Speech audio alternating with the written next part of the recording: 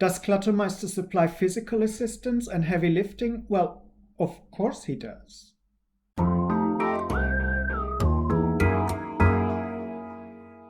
After having watched some previous videos with me, you may now be under the impression, and may I say the false impression, that what I do is going in, holding hands with my clients, drinking cups of tea, and singing Kumbaya. But nothing could be further from the truth. Obviously, I've mentioned these things because they don't naturally come to mind when you think about decluttering.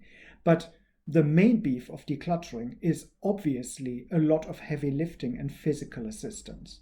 Some of those things are fairly obvious, others may not be. Decluttering and organizing are two separate things, but they kind of sit together. You would need to declutter in order to organize properly, and you need to be able to organize to figure out what's actually clutter and what isn't. One of the main activities that fall under decluttering is finding, collecting, and grouping things together that belong together. A typical space for this is the kitchen, believe it or not. A lot of people have kitchens that have been filled in over time in ways that are less than useful. So very often when it comes to kitchen, I try to help my clients organize stuff in a way that is suitable for them to access things in a useful way.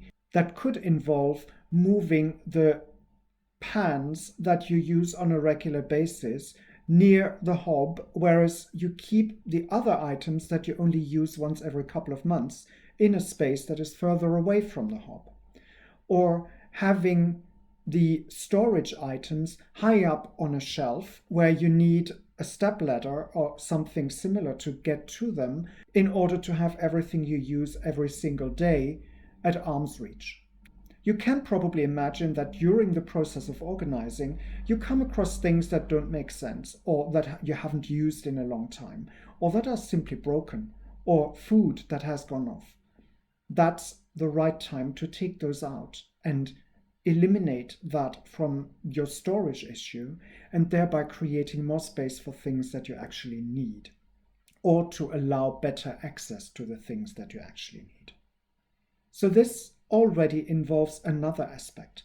I help people decide what is necessary to keep and what they might want to let go. A typical example for that is clothes. We all have too many clothes, let's face it, and very often those are dispersed around the house. So we come back to that issue we had in the kitchen where things were dispersed and not exactly in the place where they should be. Clothes are no different. So very often what we find is when we take all of one type of clothes, let's say t-shirts, and we sort through them, it becomes obvious that a particular type of t-shirt is present in 20 versions. Maybe some of them don't look quite as good as they did in the beginning. Some of them may be doubles. Some of them you may never have worn for particular reasons. Maybe it's scratchy, or it's a bit too tight, or the fit doesn't suit you. This is the perfect time to let go of them, and I would advise clients in that direction. I will not take the decision for them. I will simply point out the obvious. You've got 20 t-shirts, maybe there's too many of them. And then thirdly, there are situations where it's all about organizing. A typical example for that is paperwork. Many people don't quite know how to deal with paperwork, and it's all about getting everything together, discarding what is unnecessary, taking actions, and then filing things. This sounds like a very straightforward process, but it isn't. Many people are worried about paperwork. They are worried they throw out something they might need in the future, or they collect everything just in case. And there are reasons for that behavior, but there's also good reason to let go of certain things. For example, if you have a contract for an insurance and you keep the 10 contracts you had before, there's no point because the previous contracts are no longer valid. So unless you have particular reasons to keep them, there's no need. And that brings us to the pièce de résistance, which is shifting heavy furniture.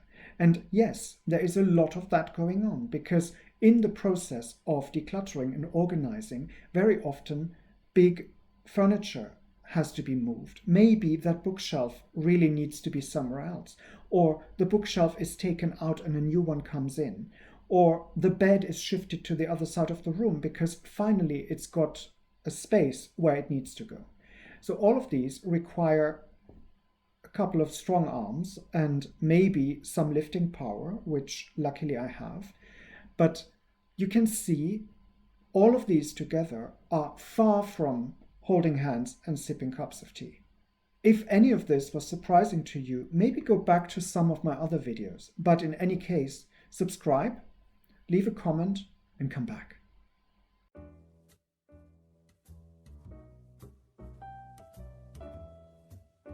If you want more, there are options. Click the round logo to subscribe to this channel, or select the playlist in the middle to see more content, or check out the links in the description below. Oh, and feel free to like this video.